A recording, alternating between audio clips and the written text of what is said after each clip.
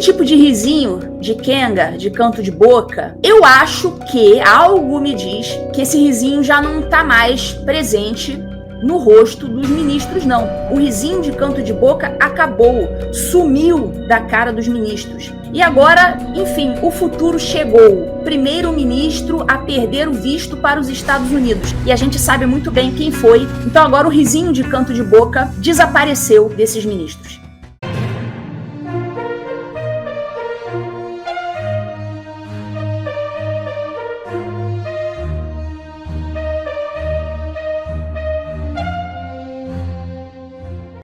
MST invade terras em 3 estados. Isso mesmo. O Movimento dos Trabalhadores Rurais Sem Terra, MST, invadiu propriedades em 3 estados na última quinta-feira. A ação ocorreu uma semana depois do presidente Lula visitar o assentamento do grupo em Campo do Maceió. Será mera coincidência?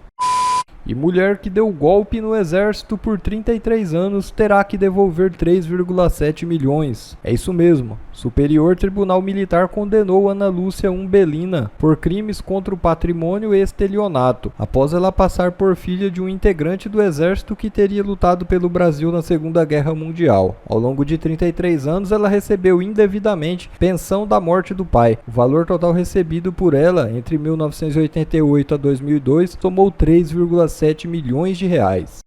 E encurralado, Moraes vai para cima das Big Techs e diz não ser comunista. É isso mesmo. O ministro do Supremo Tribunal Federal voltou a criticar a atuação das Big Techs durante uma aula magna na Fundação Getúlio Vargas, em Brasília. Durante sua fala, ele ironizou as acusações de que seria comunista. Moraes já havia feito comentários sarcásticos sobre o tema no ano passado. Durante um julgamento, ele brincou sobre o funcionamento dos algoritmos das redes. Na palestra, o ministro acusou as grandes empresas de tecnologia de priorizarem o lucro sem assumir a responsabilidade. Moraes tem sido alvo de críticas constantes por decisões que envolvem controle de conteúdos em redes sociais. Nos Estados Unidos, o Comitê Judiciário da Câmara dos Representantes intimou as 8 Big Techs para discutir supostas ordens de censura emitidas por governos estrangeiros. O presidente do comitê, Jim Jordan, mencionou diretamente o ministro brasileiro, acusando-o de expedir ordens secretas e arbitrárias para obrigar empresas a remover conteúdos sob pena de multa e bloqueios no Brasil. O comitê ainda aprovou um projeto de lei para impedir a entrada de Moraes nos Estados Unidos. Tem gente poderosa que banca Moraes, afirma Silas Malafaia. É isso mesmo. O líder religioso também atribuiu culpa do Senado por não botar um freio no ministro. Ele tem essa banca toda porque tem gente poderosa no STF que banca ele. Em primeiro lugar, que senão não dava para ele ter essa... não dava para ele fazer o que está fazendo. Sozinho. Segundo lugar, sozinho. Segundo lugar, lamentavelmente, nós temos grande parte de um Senado de frouxo e de vendilhões, porque é lá que era para botar um pé na porta do cara e dizer, amigo, se continuar, nós vamos abrir um processo de impeachment aqui. Mas como nós temos a maioria do Senado de vendilhões, sabe? De incompetentes e que querem uma boquinha do governo, e aí então faz o jogo e que tem, desculpa a expressão, rabo preso, aí nós ficamos numa situação muito difícil. Agora, tem 2 coisas que eu considero. O povo, que é o supremo poder de uma nação, quando um povo se levanta, meu amigo, é só ver a história. É verdade. Quando um povo se levanta, não sobra nada. Cai fora porque o bicho pega. Ou o supremo poder do universo, que é Deus, e que eu creio. Que Deus é a suprema justiça e Deus intervém também nos povos. Eu creio nisso. O que ele tem feito é rasgar sucessivamente a Constituição. Agora, você vê que a imprensa quase não falou. Pediram a extradição do Eustáquio. O Eustáquio. Qual é o crime dele? Crime de opinião.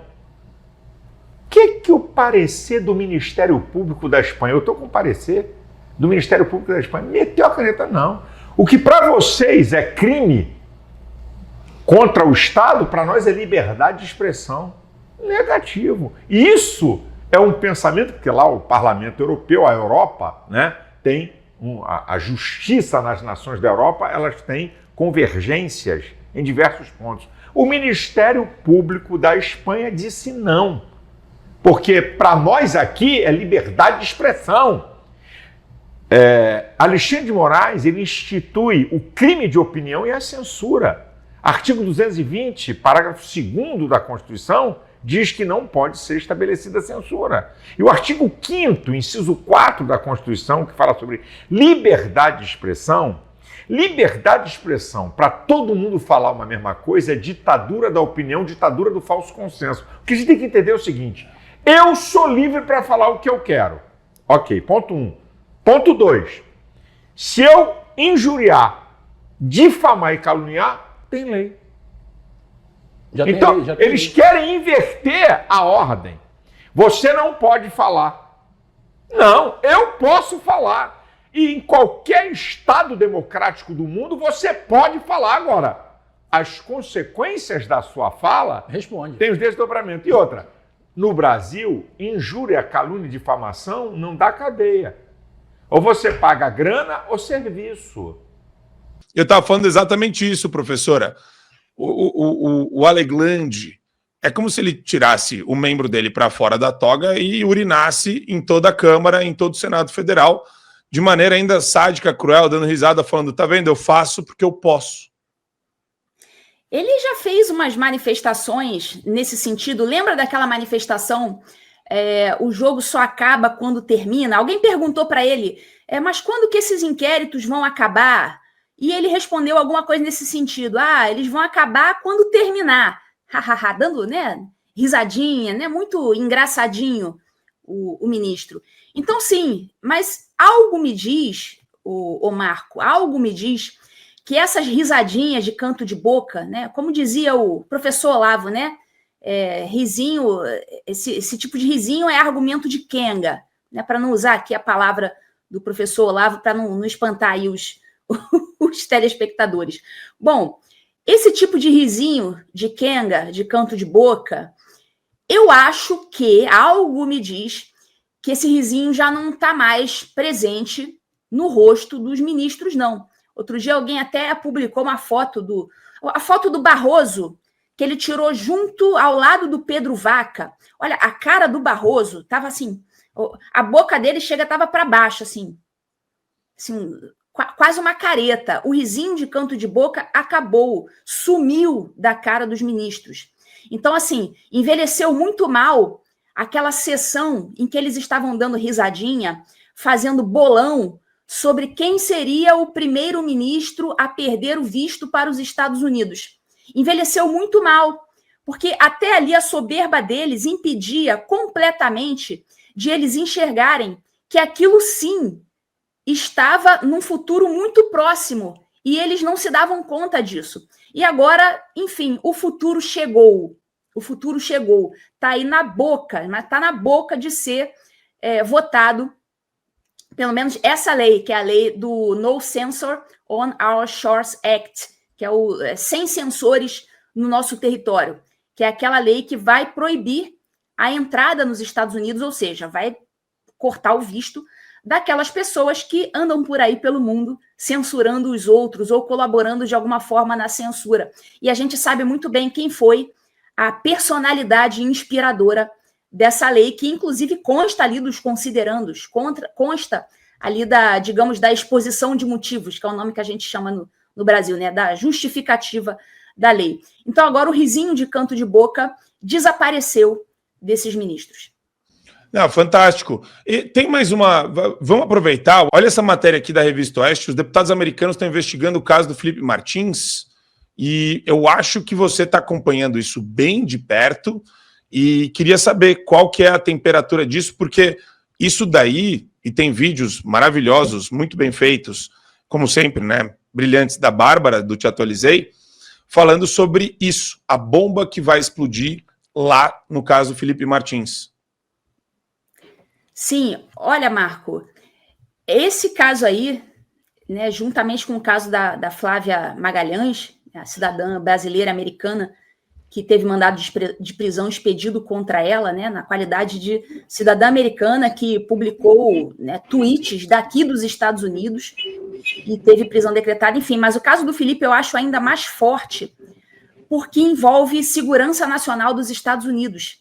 Alguém, né, não sabemos ainda quem foi, mas eu suponho que seja fácil de descobrir, alguém falsificou assim mesmo, na cara dura, a entrada do Felipe nos Estados Unidos. Inclusive, constou o nome dele errado, um passaporte que ele já tinha perdido e feito até boletim de ocorrência da perda desse passaporte, constou que ele entrou com esse passaporte, ou seja, inseriram os dados falsos no sistema e depois, né, apagaram, fingiram, não, pô, deixa eu apagar aqui, que isso aqui vai dar M. Apagaram, mas não adianta.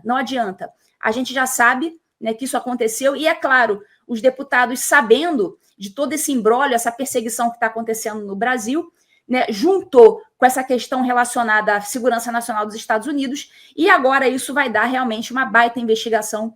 E eu quero saber não apenas quem lançou o dado falso do Felipe no sistema, queremos saber quem deu a ordem. E é claro que quem deu a ordem foi algum brasileiro, né? Nenhum americano teria interesse de perseguir o Felipe, né? Não faz sentido isso. Mas eu quero saber quem deu a ordem. Então, isso eu acho que essa investigação, de fato, vai ser feita. Eles estão interessadíssimos em descobrir isso e acho que isso realmente vai dar problema para alguma pessoa ou para algumas pessoas. Lembrando que havia equipe de Polícia Federal aqui nos Estados Unidos na época em que esses dados foram alterados. Então, não posso acusá-los de eles mesmos terem feito isso, até porque eu acho que eles não têm acesso ao sistema daqui, mas isso é um dado importante para a investigação, digamos assim. E eu já quero rodar até 2 matérias, a gente escuta todo mundo, porque o Zanin marcou o julgamento da denúncia do Bolsonaro para o dia 25 de março. Ô, Ludmila, rápido? Denúncia acabou de ser recebida? Quantos anos demorou para isso, para uma denúncia ser colocada em julgamento? Estava lembrando aqui do caso do Mensalão. Não foram 2, 3 anos, não foram 4, não foram 5. Demorou bastante para acontecer o julgamento do Mensalão, professora?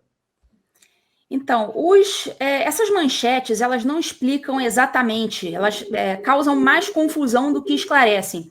Porque essas manchetes estão dizendo assim, Zanin marca julgamento. Só que assim, o que vai haver no dia 25 de março não é exatamente um julgamento. Porque julgamento, você fica com aquela impressão de que eles vão analisar as provas e vão condenar ou vão absolver alguém. Não é isso que vai acontecer no dia 25 de março.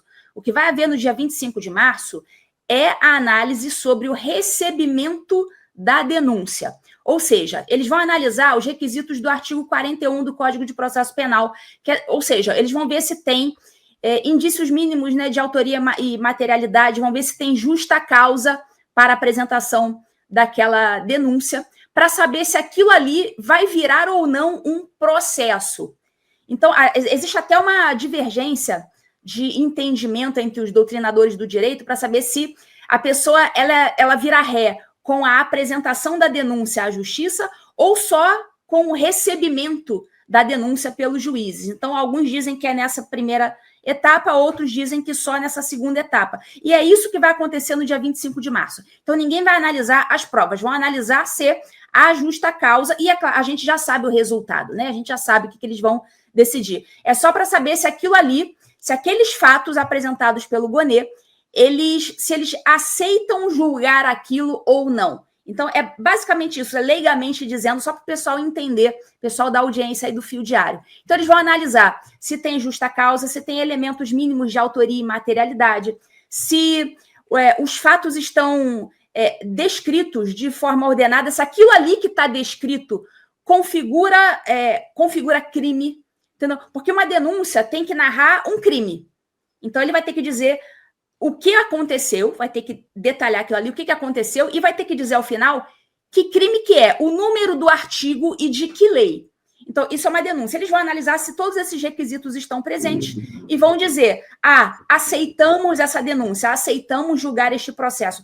ou não aceitamos julgar este processo porque não é justa causa. Só que a gente já sabe o que vai acontecer. É óbvio que eles vão dizer que sim, que eles estão super aptos para julgar aquilo. Aliás, vários ali são suspeitos para julgar esse processo, só que, claro, eles não vão se dar por suspeitos. O próprio Flávio Dino. O Flávio Dino já chamou o Bolsonaro de genocida. Então, o cara já se manifestou de forma depreciativa no passado a respeito do Bolsonaro, e o cara não tem a decência, a dignidade de se dar por suspeito. O Barroso, ele não faz parte dessa turma que vai julgar esse processo, mas o Barroso, um dia, caso esse processo seja levado a plenário, não sabemos se vai, mas caso seja levado a plenário, será que o Barroso também se daria por suspeito? O Barroso já falou, nós derrotamos o bolsonarismo. Será que se um dia esse processo cair na mão dele, ele vai se dar por suspeito? A gente já sabe a resposta. Esses caras não têm nenhuma dignidade, eles não têm vergonha na cara. Não. O Zanin está na turma que vai proferir o julgamento. Será que o Zanin vai aplicar os entendimentos que ele mesmo, Zanin, aplicou no processo do Lula? O Zanin, na época do Lula, reclamou, como advogado do Lula, disse, olha, nunca vi tamanha agilidade para julgar o meu cliente, não sei o quê. Será que agora ele também vai desconfiar das intenções, da agilidade desse processo? Então, são perguntas, a gente já sabe a resposta, tudo pergunta retórica, né? A gente já sabe a resposta para todas elas. Tudo pergunta retórica. Eu só queria trazer aqui mais uma questão final para vocês, porque eu sei que o Adriles vai ter que sair daqui a pouco, a Lud também, mas a Lud estava falando do processo. O PGR cita o Moraes como vítima 43 vezes no processo, tá? Só para vocês terem uma ideia do nível de loucura que é isso. Não estou nem falando da suspeição fora dos autos, né, do comportamento dos ministros antes. Mas a gente tem também, Lud, a sua situação. Eu queria só ouvir se teve um desfecho a sua situação, questão da aposentadoria compulsória, seus proventos. O que aconteceu com isso e como que você se sente com relação a isso? Permanece tudo bloqueado. Não, em relação à decisão administrativa do Tribunal de Justiça de Minas Gerais, que decretou a minha aposentadoria compulsória, em relação a isso nada mudará, porque eles não vão agir de ofício para mudar e eu também nunca recorri. Eu não recorreria para pessoas que querem a minha destruição. Então, eu simplesmente deixei a coisa do jeito que estava. Então, em relação à aposentadoria compulsória, isso não vai ser revertido nunca. Em relação ao meu processo no STF, ao inquérito, no caso, no STF, permanece tudo bloqueado, tudo do mesmo jeito. Redes sociais bloqueadas, contas bancárias bloqueadas, o que significa bloqueio da minha aposentadoria para a qual eu contribuí, né, durante 23 anos da minha vida, eu fui descontada, paguei para me aposentar um dia e nada, não recebo nenhum centavo. Então, vocês veem muita gente dizendo, está recebendo, vivendo nos Estados Unidos, recebendo salário integral. Primeira coisa, que a aposentadoria compulsória não implica salário integral, implica salário proporcional ao seu tempo de serviço. Né? Que, no meu caso, eu tenho 10 anos, tive 10 anos de magistratura. Então, é uma pequena fração. E nem isso eu recebo porque as minhas contas bancárias estão bloqueadas até hoje, por mais de um ano. Então, a pessoa pensa, não, mas, meu Deus, como que você está vivendo? Pessoal, há muitos anos, né, anos antes de eu ser aposentada compulsoriamente, eu já ensinava para os meus alunos que você nunca, jamais deve depender financeiramente de quem quer te destruir. E eu, como boa aluna do Olavo, é claro que eu sabia há muitos anos que o próprio Estado, na pessoa dessas figuras deploráveis que estão lá, o Estado queria me destruir. Então, é claro que eu já não dependia do Estado há muitos anos, né? Eu já era empresária já há muito tempo. Perfeito. Deixa eu agradecer, então, a Ludmila. Ela tem o livro dela sobre o inquérito do fim do mundo. A gente ainda tem esse livro nas livrarias. Eu acho que tem na livraria.fiodiario.com e dá para pegar esse livro com descontaço. Tem outro livro saindo, professora? O Inquérito do Fim do Mundo foi o primeiro livro de uma trilogia. Inquérito do Fim do Mundo, o segundo livro foi o Sereis como Deuses e o terceiro livro foi o Suprema Desordem. Eu participei do primeiro e do terceiro. O terceiro eu fui, além de uma das articulistas, eu fui também organizadora, junto com a promotora Cláudia Piovesan, do Ministério Público do Paraná. Né? Então, esses livros todos estão à venda. Né? Curiosamente, eles nunca foram censurados, eles não tiveram a cara de pau, não que eles não tenham, né? Não que não venham a ter, mas não tiveram a cara de pau de censurar livros. Mas estão sim. Suponho que esteja na sua livraria, sim. Bom, pessoal, esse foi mais um vídeo. Eu espero que vocês tenham gostado. Se vocês gostaram, deixa o like aqui para fortalecer nosso canal. Logo eu volto trazendo mais informações da política para vocês. Um forte abraço, fiquem todos com Deus e até a próxima.